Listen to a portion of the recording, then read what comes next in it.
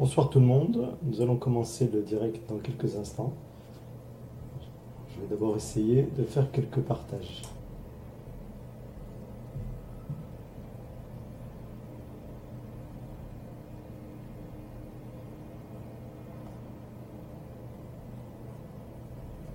Voilà, donc partager sur mon journal. Partager dans quelques groupes.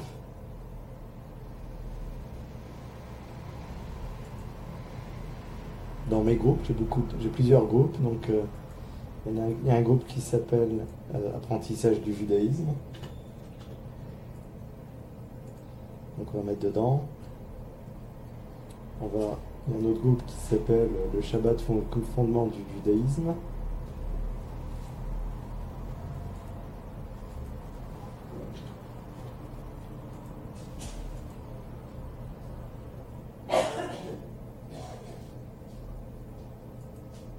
Il y a un autre groupe qui s'appelle Jardin de la Torah. Je sais, c'est fastidieux, mais voilà, il faut le faire.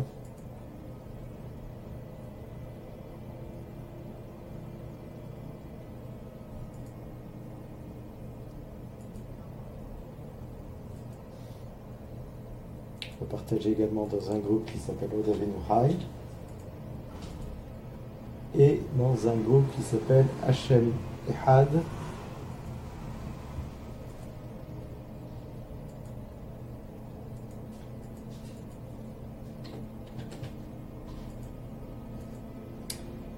Voilà. Et on va faire un autre partage pour terminer.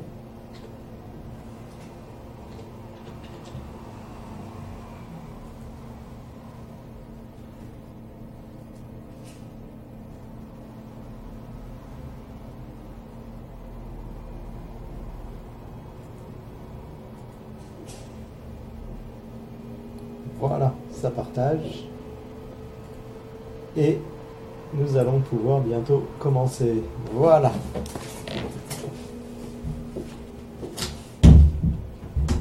On va se mettre dans les conditions pour avoir un cours un peu intéressant. Donc bonsoir tout le monde. Je vais vous faire ce soir un petit point sur Lag BaOmer. Bonsoir Sarah. On va partir d'un livre qui s'appelle Lag Galazé. Ce livre, c'est un livre de Rav Yaakov Moshe Hillel, donc un des plus grands Mekoubalim de la génération. Et on va essayer de faire une étude ensemble, à partir du texte, sur l'histoire donc de Lag BaOmer. Qu'est-ce que c'est Lag BaOmer? Et comment on peut étudier à partir de Lag BaOmer un certain nombre de choses, que ce soit dans les choses plus profondes ou que ce soit sur le comportement que nous devons avoir. Donc avant de commencer rapidement, je vais essayer d'aller faire du tapage sur ma page. Voilà. Ça débute. On y va. Voilà, donc on peut se poser un certain nombre de questions sur Lag BaOmer. On va essayer au fur et à mesure d'aborder les différents sujets. S'il y a besoin d'approfondir un certain nombre de choses, et si je suis capable de le faire, je le ferai. Si vous voulez poser des questions, normalement on peut le faire. C'est pas très évident. Je suis pas très doué pour le direct. C'est pas très souvent que j'en fais. Ça doit faire la 4e ou 5e fois, mais on va essayer de s'améliorer comme tout le monde s'améliore. Voilà. Donc on y va. Yom Gadol le Rashbi Ulgilo Isodot HaTorah Sheba Olam. Qu'est-ce que c'est Lag BaOmer? C'est un grand jour pour Rabbi Shimon Bar Yochai et pour le dévoilement de secrets de la Torah dans le monde. Voilà. Donc ça, c'est le titre du cours. Lag BaOmer, un grand jour pour Rabbi Shimon Bar Yochai. On va voir pourquoi. Et pour le dévoilement des secrets de la Torah dans le monde. Si on a le temps à la fin, quelque chose que j'ai moins que j'ai moins préparé. Donc on fera la fin de la Hydra Zuta. La Hydra Zuta, c'est ce qu'on lit le jour de l'Ag Baomer. Je n'ai pas réussi à le lire entièrement depuis Pessah, je n'ai pas eu le temps. Je suis assez sollicité. Alors, premier chapitre, la raison pour laquelle on a fait la Avelut, c'est-à-dire le deuil pendant le Homer. On voit dans la Gemara, dans Yebamot, page 62 à Moudbet, folio B, et dans cette Gemara, là-bas, il y a écrit Shenem Aser Elef Zugim Talmidim Ayulo le Rabbi Akiva. Rabbi Akiva, il avait 12 000 paires d'élèves, c'est-à-dire il avait 12 000 binômes, ce qui fait 24 000 élèves, et ils sont tous morts. On verra plus loin que c'est pas si clair que ça. Et ils sont tous morts dans la même période. Pourquoi ? Parce qu'ils ne se sont pas fait du respect, du kavod l'un à l'autre. Et le monde était dévasté jusqu'à ce que vienne Rabbi Akiva et qu'il puisse voir nos sages, nos maîtres qui sont dans le sud. On va voir ce que ça veut dire le sud, c'est pas géographique. Et il leur a enseigné. De qui s'agissait-il ? De Rabbi Meir Balanes, de Rabbi Yehuda, c'est Rabbi Yehuda Bar Elai, de Rabbi Yossi à Galilée, je crois, et Rabbi Shimon, donc Rabbi Shimon Bar Yochai, et Rabbi Ben Azar Ben Shamoua. Et Rabbi Elazar, fils de Shamoua, à ne pas confondre avec le Rabbi Elazar, fils de Rabbi Shimon Bar Yochai. Et eux, ces cinq-là, ils ont pu faire transmettre, de faire tenir la Torah à ce moment-là. On enseigne, ils sont tous morts entre Pessah et Shavuot. Amar Rav Hama Baraba disait Uchulam metu mitara, ils sont morts d'une maladie grave, d'une mort dure. Pourquoi ? Ils sont morts en fait de la diphtérie. Voilà. Ils sont morts, dit là-bas Rav Nachman, de Askara. Askara, c'est la diphtérie.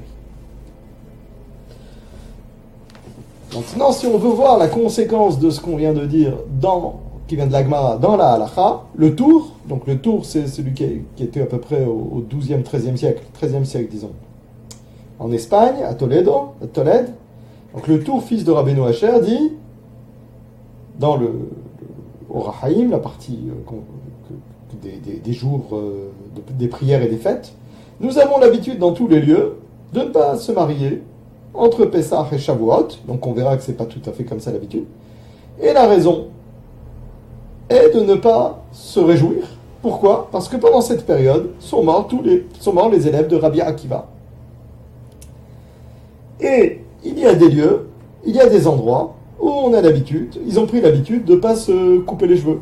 Donc vous voyez, c'était pas complètement clair à l'époque. Tout le monde ne suivait pas le même minhag. Veyesh mistaperim, et certains se coupent les cheveux à partir de l'Ag Baomer. Parce qu'ils disent que c'était la fin de la mort des élèves de Rabbi Akiva. Dans le Beth Yosef c'est le commentaire sur le tour écrit par Rabbi Yosef Karo, l'auteur du Shulchan Aruch. Donc, le Beth Yosef, là-bas, ramène le Midrash qui dit qu'ils sont morts entre Pessah et Pros Atzeret. Alors, Pros Atzeret, ça fait quoi ? Pros Atzeret, Pros c'est la moitié, donc la moitié d'un mois avant Shavuot. On enlève 15 jours à Shavuot, ça fait qu'ils sont morts jusqu'au 34e jour du Homer. Et comme on a un principe dans le... donc on a 33 jours complets et le 34e, et comme on a un principe qui dit dans les lois de Avelut, dans les lois de deuil, que quelqu'un qui, quand on a une journée de deuil, si la journée a commencé, donc on parle de la dernière journée de deuil, quand la journée a commencé, alors on peut l'arrêter dès qu'elle a commencé. C'est-à-dire qu'on va faire toute la nuit deuil, et le lendemain matin, après le lever du soleil, on va arrêter le deuil. Parce que Ktsat Yomo Kekulo, on est makil, on est plus tendre, on va dire comme ça, moins dur, en ce qui concerne les lois de deuil, puisque les lois de deuil sont des rabbanim. Certaines lois de deuil. Et donc ça nous fait 33 jours complets de deuil, et on peut se couper les cheveux, se raser la barbe à partir du 34e jour, le matin.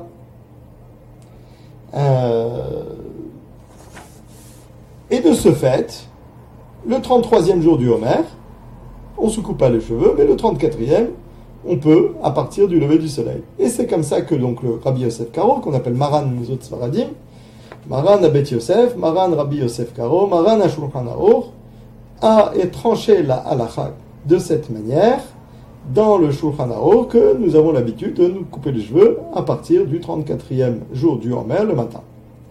Le Rama, qui est le côté Ashkenaz, Rabbi Moshe Isserles, lui donne un autre avis, il dit dans Ubemeni Notelu, c'est-à-dire dans les pays Ashkenaz, on n'a pas l'habitude de faire comme lui, mais on se rase, on se coupe les cheveux le 33e jour du Homer, on fait la joie, la fête pendant ce jour-là, et on ne fait pas les tahanunim, les supplications, les confessions,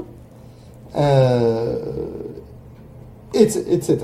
Et c'est l'origine de ce qu'écrit le Rama, sont dans les drachot Maharil. Maharil est un sage ashkénaze du 14e siècle, 15e siècle, je dirais. Et pourquoi, quelle est la raison qu'amène le Maharil? C'est que ce jour-là, l'épidémie s'est arrêtée. Donc pas le 34e, il dit lui le 33e. Donc vous voyez qu'il y a des minagim différents de ce fait. Donc je vois qu'il y a 9 personnes qui nous suivent. J'espère qu'il y en aura un petit peu plus tout à l'heure. En tout cas, merci aux 9 qui sont là. Donc il faut maintenant nous expliquer ce qu'on vient de dire, parce que c'est pas clair tout ça. Pourquoi on va se réjouir? En fait, ils sont arrêtés de mourir. L'épidémie s'est arrêtée. Alors on dit ouf, on peut arrêter le deuil. Mais de là en arriver à avoir une joie, c'est un peu spécial. C'est pas une raison suffisante pour augmenter la joie ce jour-là. D'accord? Et en plus, même si on dit ça, c'est un peu une joie d'imbécile, parce que si on écoute ce qu'a dit la Gemara qu'on a ramené tout à l'heure, on a dit qu'ils sont tous morts. Et s'ils sont tous morts, je me réjouis de quoi? Je me réjouis de rien, ils sont tous morts. Alors tout le monde ne tient pas qu'ils sont tous morts, mais la Gemara qu'on a vue tout à l'heure, elle nous disait bien qu'ils étaient tous morts. Alors si on en tient à cette Gemara, alors en quoi on va se réjouir puisqu'ils sont tous morts? D'accord? Donc ça c'est vraiment deux questions qui ont été posées. Pourquoi je rajoute de la joie? Et deuxième question, mais s'ils sont tous morts, qu'est-ce que c'est cette joie que je rajoute? C'est idiot. Les Mefarshim, les commentateurs, ont évidemment compris qu'il y avait une question à se poser à ce propos. Et donc le Pri Hadash écrit, pour répondre à cette question, que la raison pour laquelle on a la joie, c'est parce que Rabbi Akiva, lui, il a rajouté des élèves. Il a rajouté des élèves. Après que tous les autres soient morts, il a rajouté des élèves et il leur a appris. Et c'est les élèves dont on a parlé tout à l'heure, les 5 élèves dont on a parlé tout à l'heure, qui sont les élèves chez Beda qui sont du sud, entre guillemets. Et ce qu'a dit le Peri Hadash, Rabbi Hiskiyahu da Silva, qui était le Rav du Hida, son origine est dans les écrits du Arizal, donc Arizal, Rabbi Yitzhak Luria Ashkenazi, à Kadosh. Il faut savoir que Rabbi Shimon Bar Yochai, on pense qu'il est revenu, un nitzot de sa neshama est revenu dans le Arizal, et un nitzot, ou au moins un gilgul peut-être même, du Arizal est revenu dans Rabbi Shalom Sha'aravi, qui est celui qui a écrit les Sidurim al-Pi Kabbalah. Alors maintenant, on va reprendre ce qu'écrit le Arizal. Le Arizal est écrit dans Shara Kavanot, qui est donc un des grands livres qu'a écrit le Arizal. Le Arizal avait un élève préféré, son premier élève, celui pour lequel il est venu sur terre, qui s'appelait Rabbi Chaim Vital. Rabbi Chaim Vital, il a écrit 3 fois tout ce qu'il a appris du Arizal en à peu près 18-20 mois. Il a appris en 18-20 mois, et ensuite, il a répété tout ce qu'il a appris, et il l'a réécrit en 3 versions. Et chaque fois, il a essayé d'être de plus en plus précis, avoir une pureté de plus en plus grande dans le langage qu'il a utilisé. Et donc, dans la Mahadora Batra, donc dans les derniers écrits, qui sont les plus purs, c'est ce qu'on a dans Shara Kavanot. Shara Kavanot n'est pas arrivé en Europe beaucoup plus tard. Les sages du Moyen-Orient ont fait un harem pendant 100 ans pour que tous les écrits kabbalistiques du Harizal, donc de la Mahadora Batra en particulier, qui sont les Shmona She'arim, ce qu'on appelle les Shmona She'arim, les 8 portes, dont la porte qui s'appelle Sha'ar Kavanot, ne quitte pas Eretz Israël parce qu'il n'avait pas. C'est la Torah d'Eretz Israël. La Kabbalah, c'est la Torah d'Eretz Israël, et donc elle n'avait pas à sortir d'Eretz Israël. C'est pour ça qu'on trouve des différences entre les Hasidim qui n'avaient pas la Mahadora Batra, qui n'avaient pas les dernières versions, les dernières éditions beaucoup plus précises, Sha'ar Kavanot, Sha'ar Ruach HaKodesh, Sha'ar Gilgulim, ils avaient Sha'ar Gilgulim, pour je ne sais quelle raison, et ou sinon Sha'ar Gdamot, Mevo Sha'arim, tous des livres qu'écrit Rabbi Haim Vital, qu'ils n'avaient pas en Europe, ce qui explique des grandes différences entre la partie, ce que font les Chassidim et ce que nous faisons nous autres Sfaradim. Parce que nous, on est basé, en particulier ceux qui sont d'Eretz Israël et du Moyen-Orient, moins ceux qui viennent d'Afrique du Nord, sur tout ce qui vient des derniers écrits du Harizal, puisqu'ils étaient dévoilés là-bas, et ensuite sur Tunis. Parce qu'il y avait le fils du Rachaj de Rabbi Shalom Sha'aravi, qui est allé habiter à Tunis. Donc, ce que nous dit le Harizal, que l'âme de Rabbi Akiva, elle descendait, l'âme, elle venait de la partie Gvurot, elle était de la partie des dinim, de la justice rigoureuse. Et donc, lui, il était le père de toutes les Gvurot, de toutes les justices rigoureuses qui viennent jusqu'en bas, et qui venaient elles-mêmes sur l'âme de ses élèves. Et ses élèves aussi avaient une âme qui venait de cette partie de Gvurot, c'est-à-dire de justice. Justice, et pas à l'opposé de Hesed, bonté. D'accord ? Et donc, quand eux, les 24 000 élèves qui venaient de cette partie de justice, eux, c'était pour eux un Nisayon, c'était pour eux une épreuve quand ils venaient sur Terre, et c'est la raison pour laquelle ils ne se sont pas montrés beaucoup de kavod l'un à l'autre. C'est la raison pour laquelle ils se haïssaient l'un l'autre, ils étaient pointilleux les uns envers les autres, de telle sorte qu'ils ne se sont pas montrés du respect les uns aux autres. Et donc, lorsque est venu le moment du Homer, qui est un moment de justice, et je vous expliquer pourquoi, même si ce n'est pas écrit dans le livre, c'est un moment de justice, alors il y a eu cette rencontre entre la justice qui était l'origine de leur âme, et la justice qui était la période de justice rigoureuse, qui est la période du Homer, et donc c'est pour ça que la justice s'est dévoilée, et donc ils sont morts de fait de cette justice qui s'est dévoilée. Donc quand on dit justice rigoureuse pendant la période du Homer, il faut juste comprendre en 2 mots ce que c'est. On revit chaque année la même chose qui s'est vécu dans les grands moments de l'histoire du peuple juif. Par exemple, à Rosh Hashanah, on revit ce qui s'est passé dans le premier Rosh Hashanah avec Adam Arishon. Donc là, après Pessah, les Juifs étaient en Égypte, ils étaient esclaves en Égypte. Du fait qu'ils étaient esclaves en Égypte, ils ont fait la Avodah Zara, ils ont fait de l'idolâtrie. Et donc, dans le monde supérieur, l'état du monde supérieur, ce qu'on appelle Olam Hatzilut, qui est celui auquel les êtres humains juifs ont accès, leur prière tape, entre guillemets, sur cette partie du monde, des mondes supérieurs, eh bien, elle était dans un mode le plus bas des mondes supérieurs.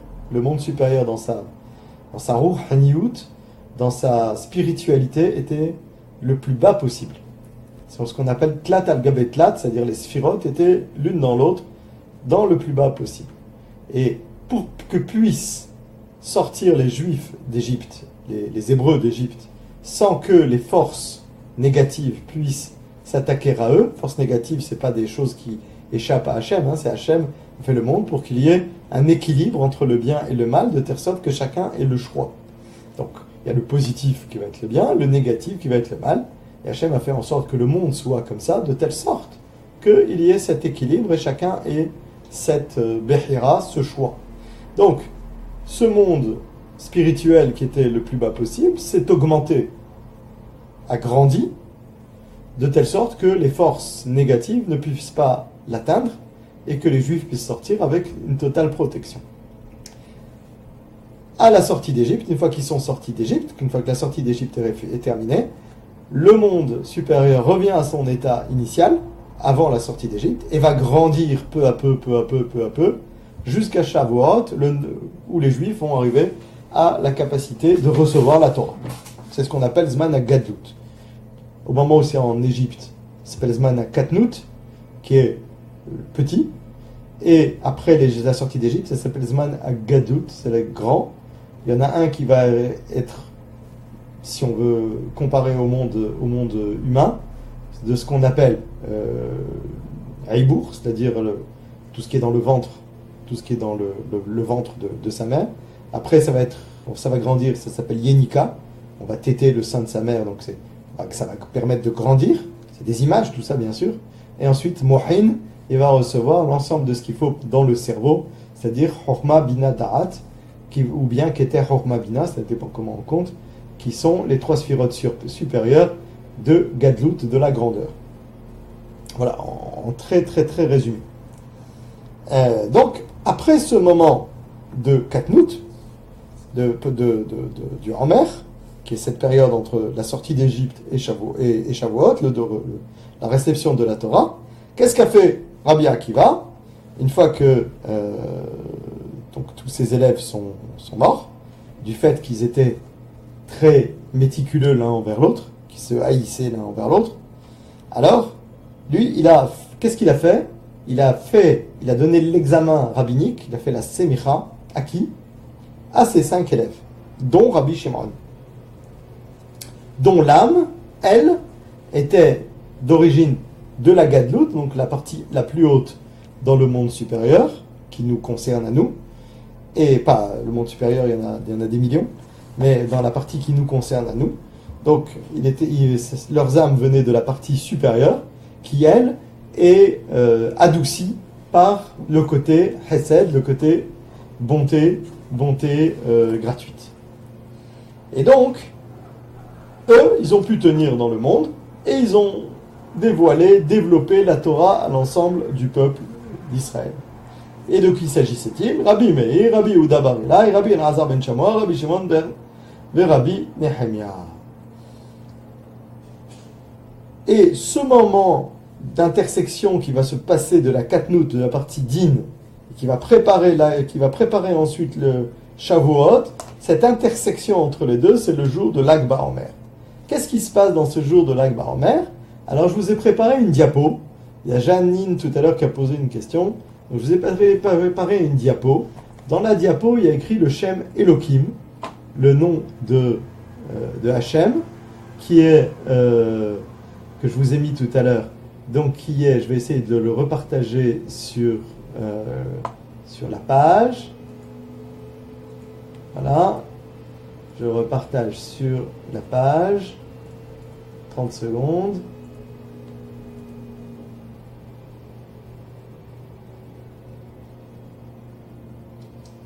Voilà, c'est fait. Donc le Shem Elohim, qui est le Shem de la justice rigoureuse, se transforme en un Shem qui va se transformer comme ça.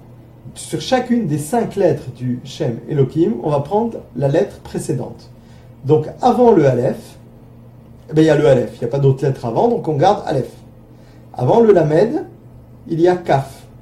Avant le He, on a Dalet. Avant le Yod, on a Tet. Avant le Mem, qui est un Mem final, on a le Mem normal, pas final. Et donc, le Mem pas final, il est en fin de mot, il se transforme en Mem final.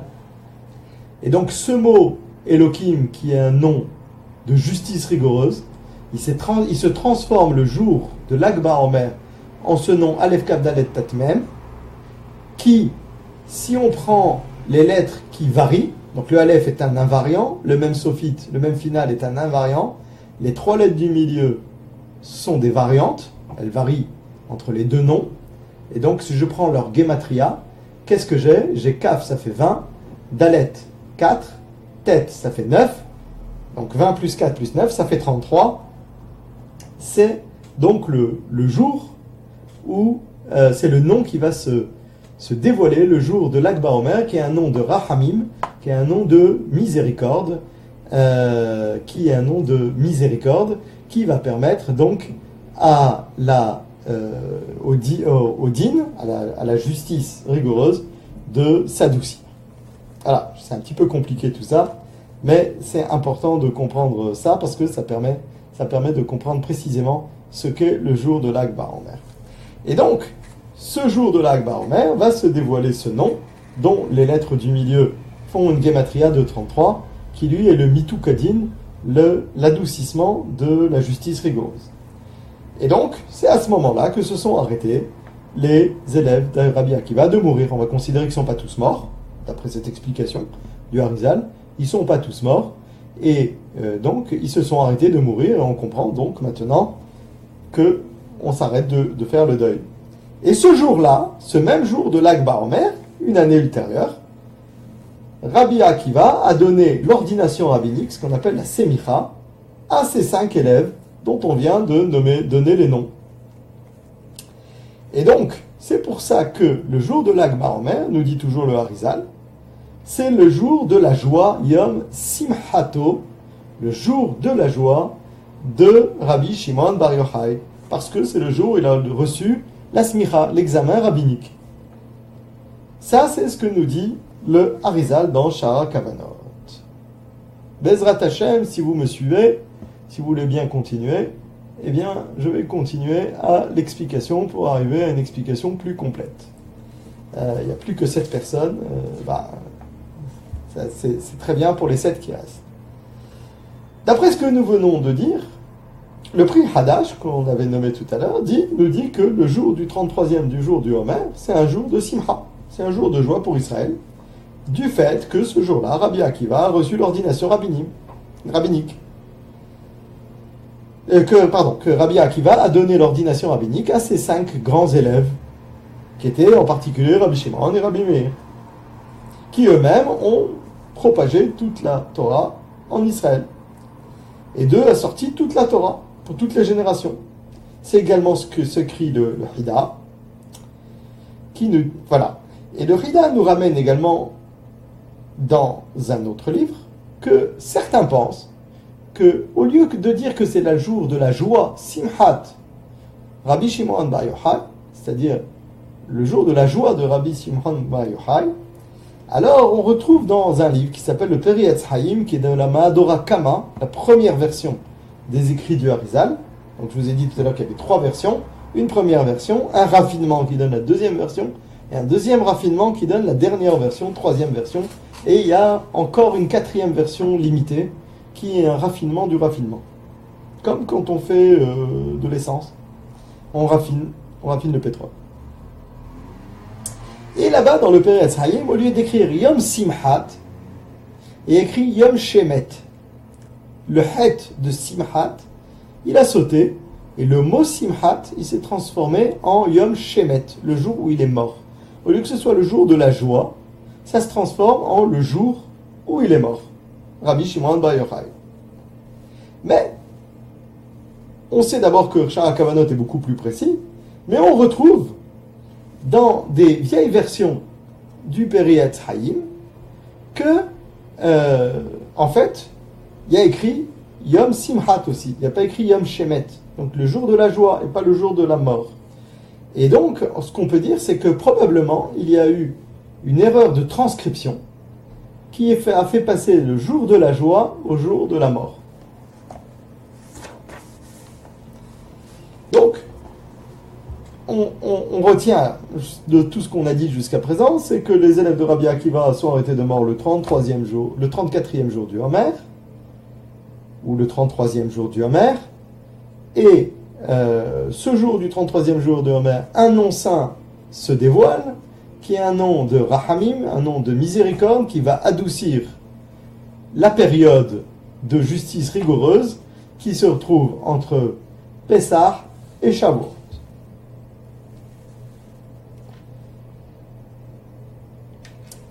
De ce que nous venons... Oula, j'ai des petits cœurs qui arrivent, je ne sais pas qui me les envoie, mais c'est sympa. De ce que nous venons de dire, le Ben Ishai, Rabbi Yosef Haïm, nous dit dans la fin de son livre qui s'appelle Hiloula Rabba, la grande Hiloula, nous devons apprendre de tout ce que nous venons de dire, que même Rabbi Akiva, c'est aussi un grand jour pour lui. le jour de l'Akba Omer? D'abord, parce qu'il y a ce dévoilement de ce Shem que je vous ai écrit tout à l'heure dans la diapo, et donc, mais également parce que lui, c'est lui qui a donné l'ordination rabbinique à l'ensemble de ses élèves, de ses 5 élèves. Donc c'est une joie pour lui d'avoir pu continuer la propagation de la Torah. Et en plus, c'est une joie pour lui parce que ce nom saint se dévoile et il le savait. Donc, en conséquence de cause, l'ensemble des habitants qui habitent Tiveria, ceux qui habitent Tiveria, là où est enterré Rabbi Akiva, eh bien aussi doivent aller pèleriner sur la tombe de Rabbi Akiva et de se réjouir de ce que dit, et de se réjouir de ce jour saint qui est l'Akba Omer, dans lequel vont se dévoiler ce nom saint que je vous ai mis dans la diapo tout à l'heure, qui est en fait le nom de... il est dans quelqu'un me pose la question, il est dans la diapo que j'ai partagée.